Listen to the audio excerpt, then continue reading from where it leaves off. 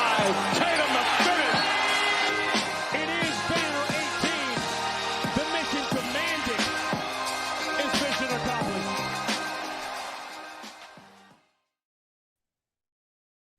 What's up, everybody? This is Noa Dalzell, and I'm here with a Sunday Mailbag episode of You Got Boston. I'm really excited to be able to do this. Going to be doing this every Sunday and just kind of talk about things that are pertinent, things that are front of mind for all of you. So it's an opportunity to answer questions. It's an opportunity to kind of share my thoughts on the week related to all things Celtics. And this will be every single Sunday all year, including right now in August and September when things are a little bit slower. And, we'll have some people message me questions in advance that I'll be sure to answer, but also want to be able to take questions live. And then this will be posted everywhere that the podcast streams. So on Spotify, Apple, and on YouTube, both on CLNS and otherwise. So for those of you that don't know me, my name is Noa Dalzell. I cover the Celtics with CLNS Media and with SB Nation. I also cover the WNBA for SB Nation. I've been doing this for about a year and have thoroughly enjoyed the experience of being able to cover the Celtics. And so I will just say, a lifelong follower of the NBA, followed the Celtics my whole life. And last year was my first season actually doing this. And obviously the Celtics won a championship. So I like to say that I'm 1 for 1 on that. And in general, you can see this streaming on Twitter. That's probably where most people are seeing this. But would recommend you tune in on YouTube so you're able to submit questions live. So with that, I'll just start off with a question that was commonly asked of me this week about thoughts on Jayson Tatum's performance with the Olympics so far. And I've talked about this a little bit on this podcast, so I don't want to go too in depth, but I will just say I do think that Tatum's been way overly scrutinized with his Olympics experience so far, just because in general, I think the Olympics should be evaluated more on a team level than an individual level. And I think that to date, there has been a lot of interest and a lot going on as it relates to this, the Olympics and just individual players and things. And I think that it should just be about whether the team is winning, whether the team is advancing forward. And that's kind of the one thing that I've noticed is just kind of a little bit of a misdirection. People are talking more about the individuals and less about the team. And then when you just watch the Olympics or across other sports, you don't see that. And so that's been a little bit frustrating just from a kind of basketball viewer standpoint, that it became kind of lost, that the end goal, the end objective is actually about the individual. And I think it's just because it's the NBA and it's, very individual focused sport. So with that, I will begin to kind of go through questions in the chat and answer them. And I'm sure right now, it's a pretty slow time of year, so I'm sure there are less questions than there will be during the playoffs or even during training camp and things. And I'm not in Paris, so I wish I was. I would be able to give you guys more behind the scenes stuff. But first question is about a Celtics repeat. I think the thing that stands out to me is the fact that they brought back the entire roster. It's pretty unusual to be able to do that, and they really brought everybody back except for 2 players, Shea Brissett and Svi Mykhailiuk, and that's not only good because the Celtics have a pretty complex defensive system, and I think that it's hard for players to just jump into it. And you see guys that got traded midseason last year, like Xavier Tillman and Jaden Springer, they're not able to play right away because there is just a sense of randomness with the Celtics defense that you have to just have experience in order to be able to build that and actually play with the team. And so the fact that they brought everybody back, there's not going to be that hiccup. One thing that I think is challenging is the fact that you have 3 guys that are playing the Olympics right now, and then you have Porzingis, who's going to be injured. So you're going to have to really rely on your bench. And I don't know that you're going to be able to, that's a question mark, because last year everybody was healthy. You need a lot of luck. You need a lot of health to be able to play. And yeah, I don't know that that'll be the case again this year. So that's the biggest threat, is just injuries and health. And obviously you see like the Bucks last year in the playoffs, they didn't have Giannis, they didn't have Dame. So certainly that's going to be an obstacle. Those other teams got better. Did the Celtics get better? I would think that they did, just because you ultimately do have you ultimately do have guys that are in their primes or entering their primes. Maybe besides for Drew Holiday, who's not going to be getting better at this point in his career, but everybody else, there's no reason to think that they're getting worse. And as far as chemistry and confidence, that's only building. So I would say they have as good a chance as any team to repeat, maybe aside from the KD Warriors. and a better chance than some of these recent teams that have lost key pieces, whether that's KCP or whether that's Bruce Brown from the Nuggets. I feel like every year in the last couple of years here, when the team has won a championship, they've immediately lost a key piece, and so Celtics obviously didn't lose that piece, and that's going to be kind of critical on its own. So that's my thoughts on that. But again, we'll see, because it really does depend. It really does make a difference, kind of what the health piece, and also again, if Tatum and Brown and those guys are going to come back and play the same level that they did last year, you just can't take that for granted. Next question here is from Tom Coolidge about whether Jayson Tatum's better all-around game yesterday will lead him to starting throughout all the knockout games. So back to the Olympics, I think that there is a lot of interest in lineups and minutes, and in particular Tatum's, because of his stature as NBA superstar and all that.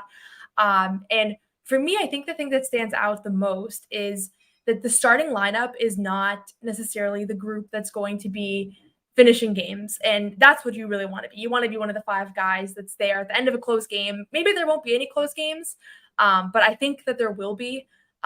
Maybe one. I think Canada is going to be tough. They kind of have an easier bracket. If you look, they are avoiding most of the contending teams, at least the ones that we think are contending teams, until later on.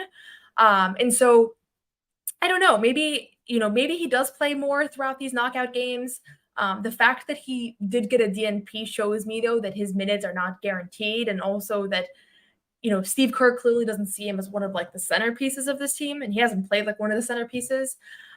So yeah, I have a feeling that his minutes are going to be somewhat inconsistent throughout the knockout games, and depending on the matchups, that might change as well. Obviously, Serbia is the team that he didn't play against last time, and so they might face their Serbia again soon. I think Nigeria now, it looks like, is the first team that USA is going to play. Or sorry, I also cover women's. Women's is playing Nigeria. Brazil is the first team that USA is going to play.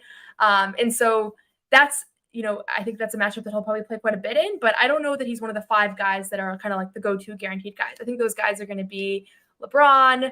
I do think Curry's going to be one of those guys that he hasn't played like it, and maybe some of that is just the Steve Kerr connection. I think Anthony Davis probably has to be one of those guys, and you really want to have Drew Holiday or Derek White out there. So I don't know. We'll see. I'm really interested in how minute patterns look like during the actual playoffs, during the actual elimination games, because so far there hasn't been a whole lot of pressure, especially at this most recent game where Tatum played quite a bit. That game effectively didn't have a huge impact on anything because they'd already clinched their quarterfinal spot. So that's on that. A question here on whether the Celtics can maintain a top seed in the East to start the season without Porzingis. That's a great question. I would guess that without him, they're not going to be the number 1 seed in the East. And even though they were really good, I think they were 30-5 or something like that without him in the lineup this past year. So obviously they are capable of it, but I think that they're going to have to lean more on guys like Luke Kornet, Xavier Tillman, and Nemish Queta. And they're guys that I believe in, but they do change the complexion of like who you have out there in close games and things. Because a lot of the Celtics wins without Porzingis came in the playoffs when they were really playing a tight rotation and really leaning on Al Horford. And I don't think they're going to be doing that in the beginning of the season. I don't think Al Horford's going to be playing heavy minutes. I don't think he's definitely not going to be playing back-to-backs. He hasn't for years. So it's going to look different, to play without Porzingis, because you're going deeper into the bench, deeper into guys that are a little bit more unproven. But that's what's part of what's fun. So I would imagine the Celtics are in the top 2 or 3 seeds throughout all year, especially in the early days, and they finish, in the top 3. Maybe they don't finish number 1. But it's pretty unusual. I think the championship teams come back and finish, the first seed, just because there is that extra toll that it takes. And now you have the Olympics on top of all that. So my prediction will be that they won't be number 1, but they'll be up there. But it ultimately doesn't make a huge difference going into the playoffs, especially with just how good the Celtics have been on the road these past few years. That's been really what stood out to me, is that on the road in the playoffs, it almost doesn't even really matter. I mean, we were talking during the season about, is this team actually better without the, at home, on the road rather than at home during the playoffs? So we'll see, but that's kind of my thoughts on that. And it does sound like, from our conversations with Brad Stevens in the offseason, it does sound like, they're going to be without Porzingis until Christmas or something like that, if not later. I definitely don't think they're going to rush him back. And I do think this is the kind of injury, because there's a little bit less proven, recoveries, or, it's just a rare injury. So there's not a clear blueprint of like, this is exactly when he'll be back and these will be the benchmarks. So I think they're going to take it really easy on him. Got a question here about, is the cost of $1 billion team sustainable? I've talked about this a little bit. I think, first of all, the ownership is so in flux right now that's a little bit confusing, and it's a little bit challenging to be able to figure that out, because we don't know who's going to actually be paying this payroll, and obviously it's not going to be the current ownership. So you'd like to think that whoever does buy this team is buying the team with keeping these contracts on the payroll and keeping that in mind. I think when you start looking at taxes, like, the cost of individual contracts is one thing, but then what the actual taxes associated with that is just exorbitant. And so from everything that, I'm not an expert on the salary cap or contracts. I've mentioned this before, but from everything I've read and everything I've seen, it's likely that, everybody on this team is not going to play out the full length of their contract. But I don't think anything's going to happen in the next 2 years. And so I view there's like a very clear 2-year window. And then who knows, maybe somebody buys this team that's a billionaire, and, there's no issue with this contract and, with this payroll. So we'll see. But that is definitely something that I know has been front of mind for fans. I would just say, from my standpoint, and I've seen some people that understand this a little better than me echo this, so I feel comfortable saying it. But from my standpoint, you have to just accept the fact that this is the payroll and appreciate that as a fan, you don't have to worry about this. And it's not something that, it doesn't cost you any money, doesn't cost us any money.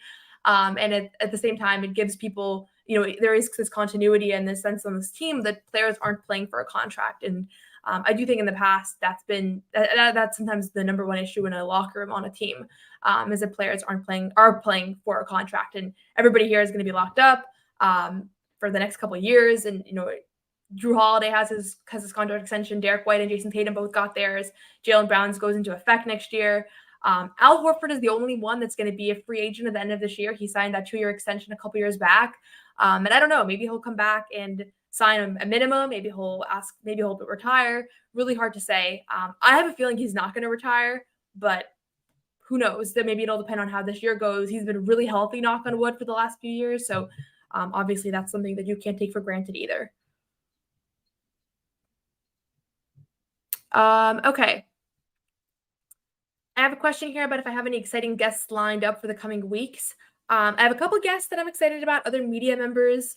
But I also want to kind of go with some voices that you guys haven't heard from. I know, especially in the CLNS network, it's a lot of the media people that we hear from, a lot of similar voices and things, and you guys they're great and everybody hears from them. But I'm trying to think of how I can get some people that are not necessarily media members. So if there are any requests on people you want me to try to get on, I can certainly try.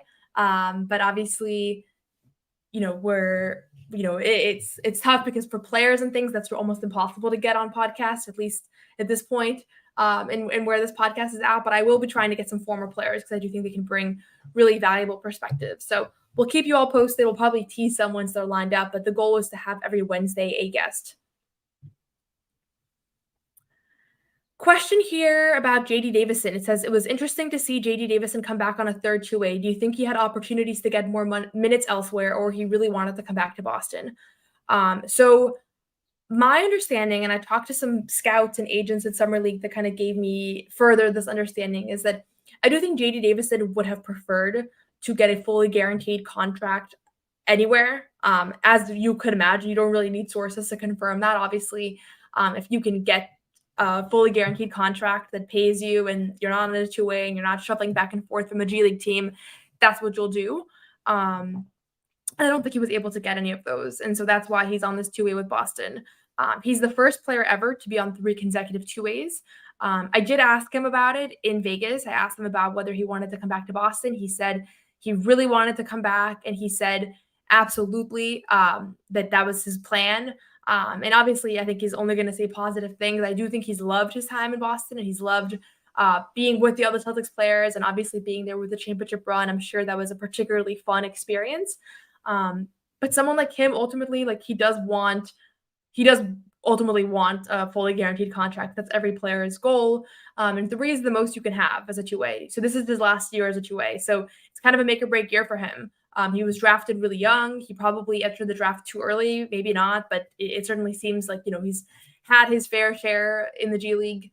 And he was a great G League player last year. He was on the All G League team. He helped lead the Maine Celtics to the championship game, to the finals. And I thought that in summer league, he looked really, really good, much improved from last summer league. So he's somebody that I think that the Celtics are high on. Brad Stevens brought this up almost unprovoked when we had a media availability with him before the draft, I believe, and we asked them about kind of re-signing Sam Hauser and other players, and he brought up JD Davison on his own accord. So that's something that stood out to me, and that's something that is really interesting that he was able to kind of, he brought up wanting to bring him back, despite the fact that we really haven't seen JD Davison at all play in Boston. And so, yeah, he's been spending all of his time in Maine. I cover a lot of Maine Celtics games. I'll be up in Maine quite a bit this year, especially monitoring the new two-way players, Anton Watson and Baylor Scheinman is on a two-way, but just monitoring those guys. I'm sure they'll both spend a lot of time in Maine, as will Jordan Walsh.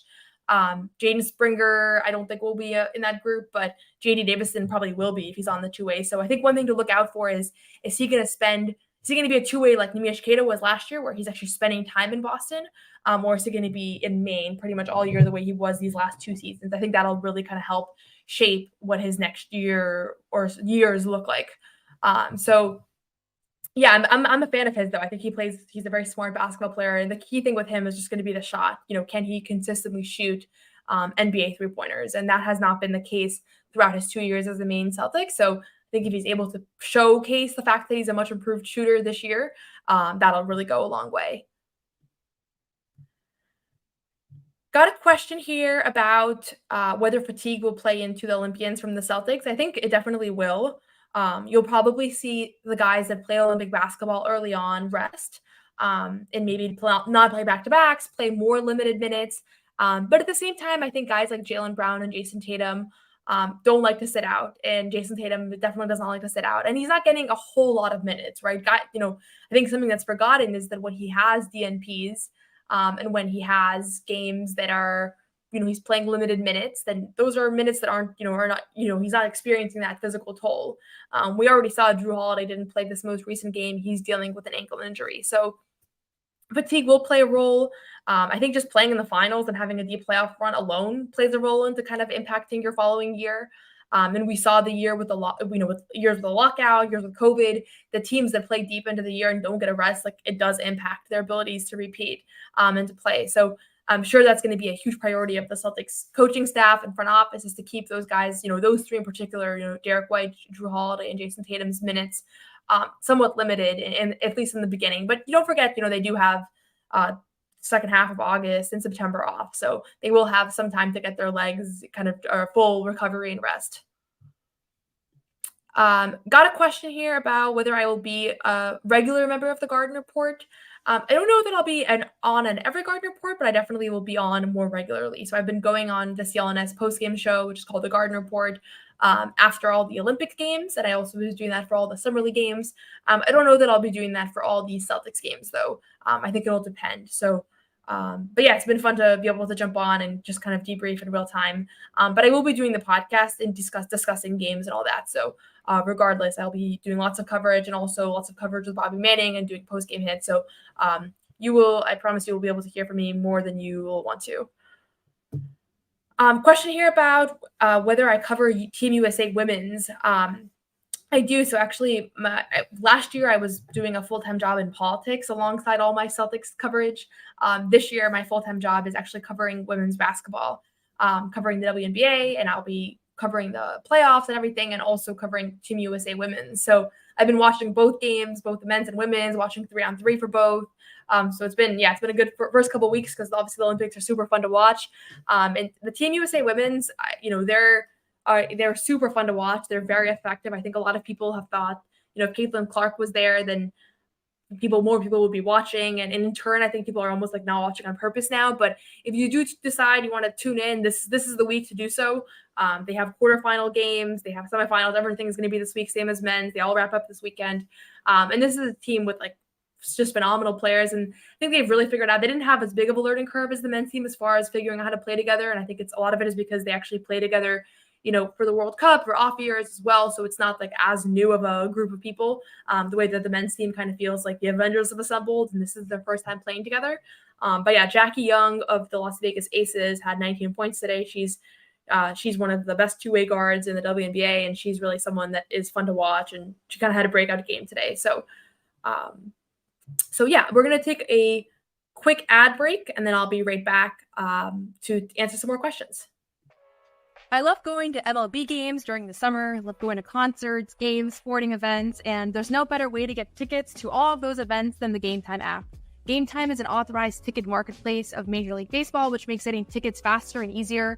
Prices on the Game Time actually go down the closer it gets to first pitch. You can download the Game Time app, you can see any event that you search, you can put the location in, where you're based, see upcoming concerts, sporting events, whatnot, and get the best deals, best prices guaranteed. So take the guesswork out of buying MLB tickets with Game Time. Download the Game Time app, create an account, and use code CLNS for $20 off your first purchase. On top of the fact that it's already a really good deal, download the app, terms apply, redeem the code CLNS for $20 off. Download Game Time today. Last minute tickets, lowest price guaranteed. Okay, so yeah, I do actually use Game Time quite a bit, so it's a very legitimate ad.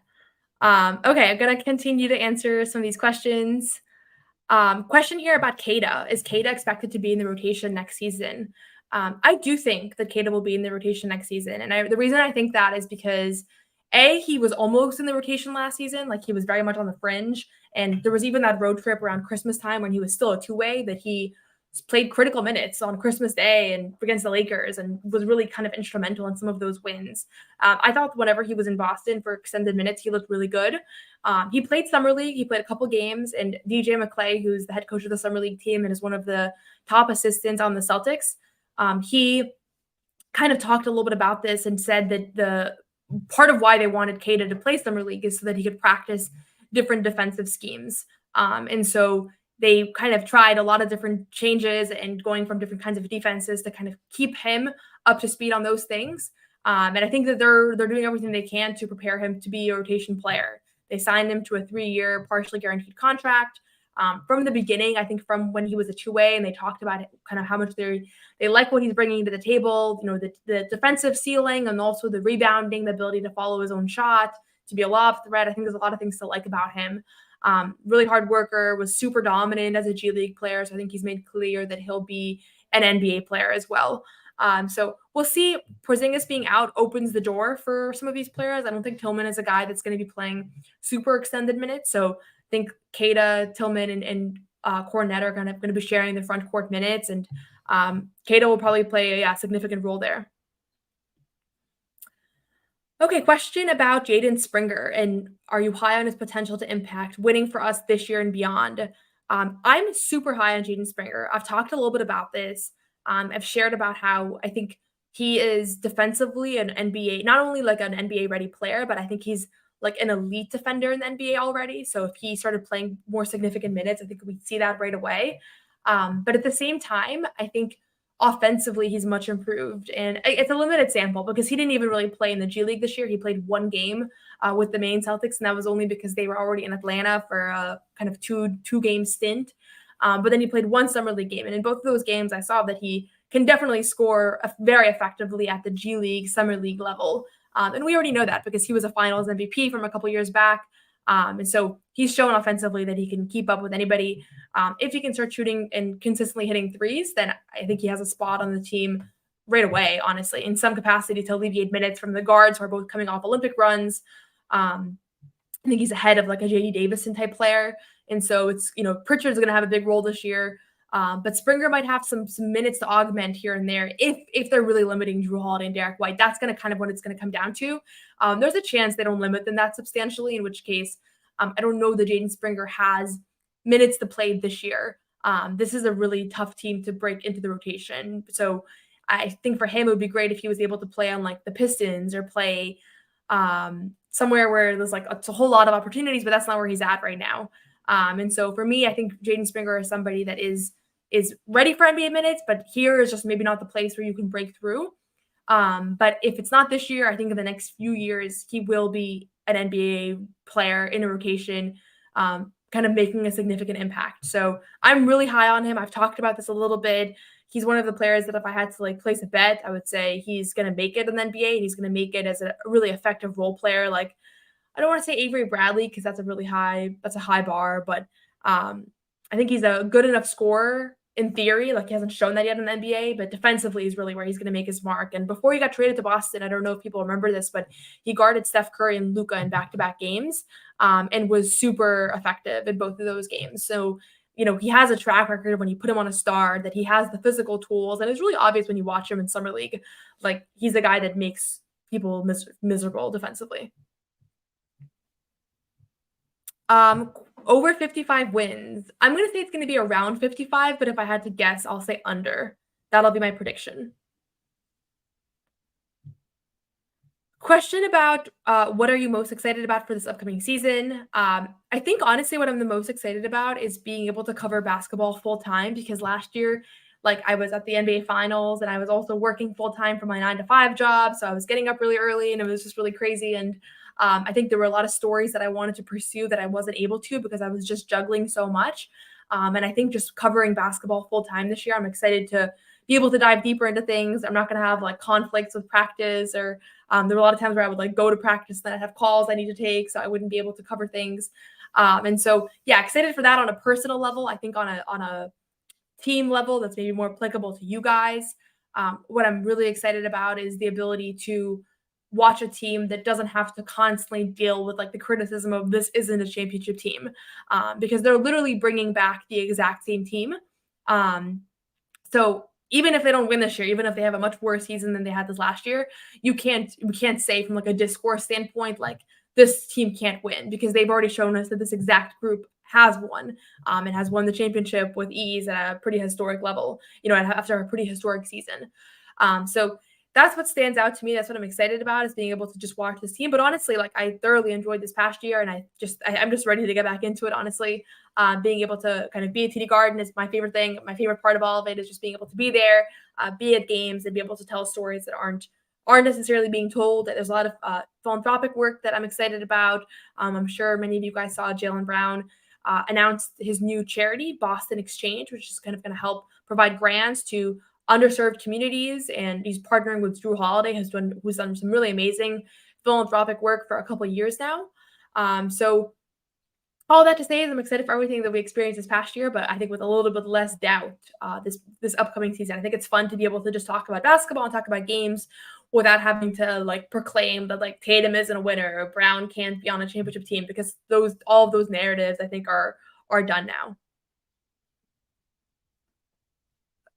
Okay, looking through some of these questions. Question here about, do you think KP being down through December or longer could open the door for Tatum to put up MVP type numbers? I think the only thing that will make Tatum be like a real MVP candidate, is if he starts shooting at a really effective clip. Like, if he starts to hit his threes at a really good rate, like if he goes to like a 40% from three season next year, then you're going to see him put up MVP type numbers. And I don't know that has to do with Porzingis being available or not. Certainly he's going to get more shots, and that helps. But I think the knock on him compared to other candidates is that offensively he's a little bit less efficient. And he does take some difficult shots, and that's part of it. And there is way more to the game than just scoring and just shooting and just field goal percentage. But I think unless he's able to he's able to shoot at a really effective clip, then I just don't think that he's going to be able to really make a strong case. And it certainly doesn't help that his own teammate, Jaylen Brown, was finals MVP last year. It doesn't help that he has so much talent on his roster. And I feel like people are only going to appreciate and recognize that talent even more next year, now that Drew Holiday and Derek White are kind of showcasing at the Olympic level just how effective they are and how they're maybe some of the best guards in the world, really, which I don't know if people realized that 6 months ago. So I don't think Porzingis being out is going to be enough to really convince the world that Tatum is an MVP type player. But I do think that if he can start shooting threes at a really high clip, which he hasn't for a while, that'll really go a long way. So that's kind of the main thing there. Question from RJ Johnson about, do you think Jake Scrubb will work his way up to a contract with the Celtics this year? I don't know that I do. The one two-way that I think is a little bit in flux is Drew Peterson. He is his second year on a two-way with the Celtics. And I think he's a guy that I see his potential. I think he's a kind of a guy that can do everything well. But he has to show that he's an outstanding main Celtic player to be able to keep that two-way. I could see a world where maybe Jay Scrubb replaces him. For those of you that don't remember Jay Scrubb, he was a standout from Summer League last year. He was maybe even the most impressive player on the Summer League team. And this was right before I started covering the team, but I remember watching all the games and saying, like, this guy has to be an NBA player, right? And he actually, I saw Bobby Manning did a Boston Sports Journal piece on Jay Scrubb. He spoke with him exclusively, and I think he's signing an Exhibit 10 contract and talked about how what went wrong last year, which if you guys don't remember Jay Scrubb, he did get a two-way. He was on the Celtics, and then during preseason, during training camp, I believe he tore his ACL, and so he was immediately waived. I think he still hung out around the team quite a bit, but obviously for a player like him, that's so devastating to be in that position where you are just barely in the NBA. You know, if a star tears their ACL, like the team obviously will wait for him and believe in him. But I think a guy like Jay Scrubb was waived, and I didn't know if we were going to see him again. I know fans have asked about him quite a bit. His agency posted on Instagram a couple weeks ago. I shared that out that he'll be returning to Boston. And so I think he'll be a guy that's in Maine quite a bit. So anything can happen once you're up there. So maybe he does nag one of those two ways. Maybe he plays really well with the Maine Celtics and some other team signs him. So I think that second option is probably more likely. But yeah, he seemed like a great player. He was just a very electric scorer. That's what I remember most about him. And that he really impressed during his time with the Maine Celtics last year.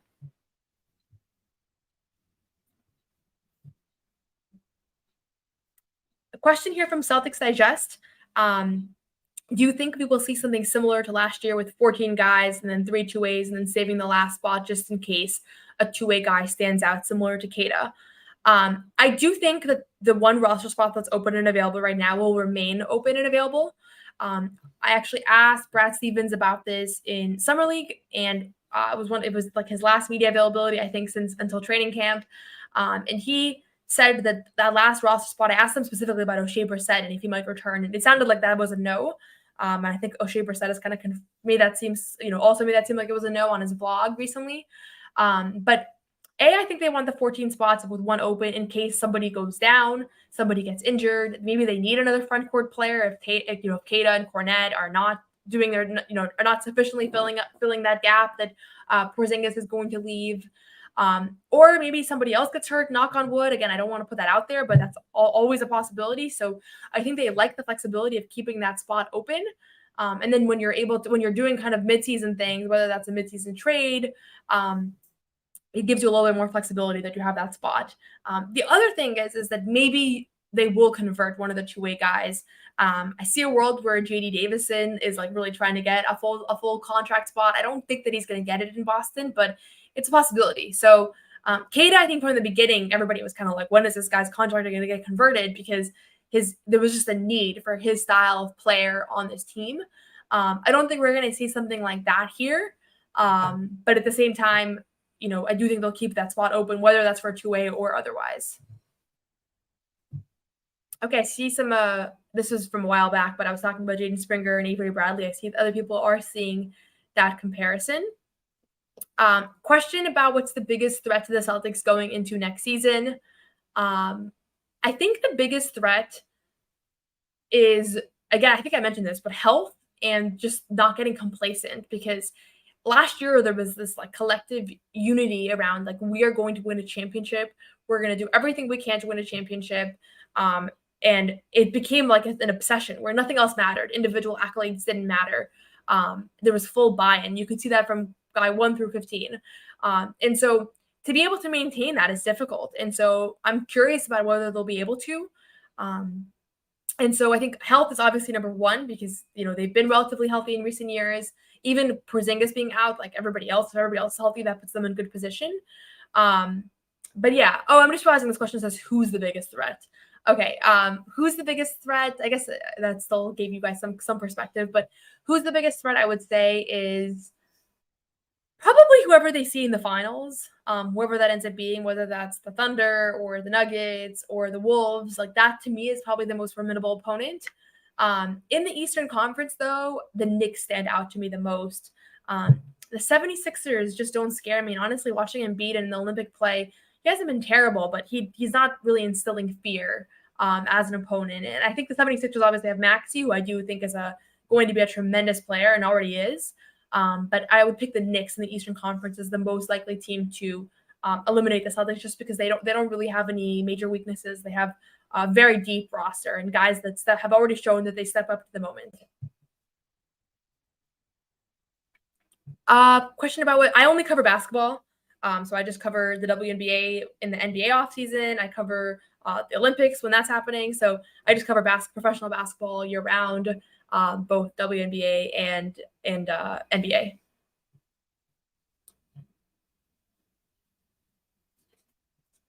Question here about what Jaylen and Jayson can improve the most as they move into their primes.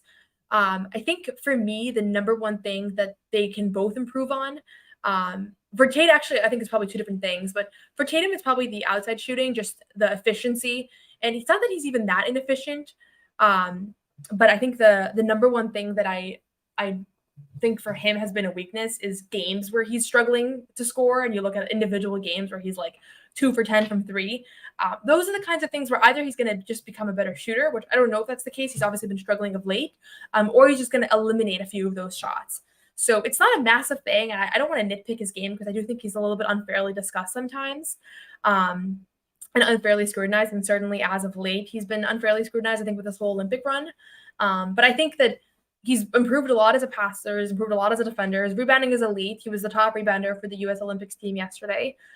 So the number one thing that I would say is just if he can trim down a couple of those bad shots a night, just become a little bit more of an efficient player. And then probably maybe number one for him is down the stretch. I think he didn't hit a game winner this year. He attempted quite a few. So whether that's him hitting those game winners down the stretch, or it's him passing to somebody else and not missing those shots, I think that the one stain on his season that he had this year was the fact that he wasn't the most efficient when it came down to late game shots. And that was something the Celtics actually were pretty good at, especially in the playoffs. They won all those close games. But I think as an individual, that's one thing for him to improve on. The other thing for Jaylen Brown, it has to be free throws. I was certain that his free throw struggles were at some point going to come back to bite him, and they didn't. And so there was never a game where he lost a free throw in the playoffs. He missed 2 free throws in the playoffs. He actually hit some clutch free throws in the playoffs. But that is the number one thing that I think he has to improve on, just because a guy like him is going to continue to go downhill quite a bit. He's going to continue to get hit, continue to get fouled. And the fact that he is able to draw that contact, you want to make sure that he can then hit those free throws. So that's the number one thing for Jaylen Brown. Question here about Sam Hauser and Peyton Pritchard. Obviously, they both are, Sam Hauser signed a contract extension this offseason. Pritchard signed one right before the season, so they both have that long-term security. I think you're going to see a lot of what we saw from them last year. Sam Hauser got better defensively last year. That's going to be a key point for him, is to continue to get better. Pritchard, I think it's going to be all about running that second unit, and maybe he's going to see increased minutes with Drew Holiday and Derek White coming off an Olympic run, which they're both kind of major contributors in. So maybe Pritchard plays even more, but I don't expect like a huge jump from either of them. I think they both were at a pretty good place last year, and were able to kind of contribute and be effective playoff contributors, which was the most important thing. But yeah, I do think that Sam Hauser and Peyton Pritchard are both guys that are going to be really, really instrumental to what this team was able to accomplish this year, especially as they think about kind of the load managing minutes. And there's going to be some surprise contributors. I think Keita is one that I'm expecting to play real minutes and to make an impact. But Hauser and Pritchard solidified themselves as two of the most important bench pieces last year, and I think they'll just kind of continue to build upon that. I'm going to answer one more question, and then we'll wrap it up, and then this will be posted on YouTube, Spotify, Apple Podcast. So again, please do subscribe if you're able to. It's You Got Boston is my YouTube channel. You can also subscribe on CLNS and CLNS Media, CLNS All Access. And then there's obviously this on Spotify and Apple. So yeah, I really appreciate everybody tuning in. I'm going to just do one more question. I see a couple questions here about the coaching staff. One is about with the loss of coaching. Obviously, they lost Charles Lee, which was the big one.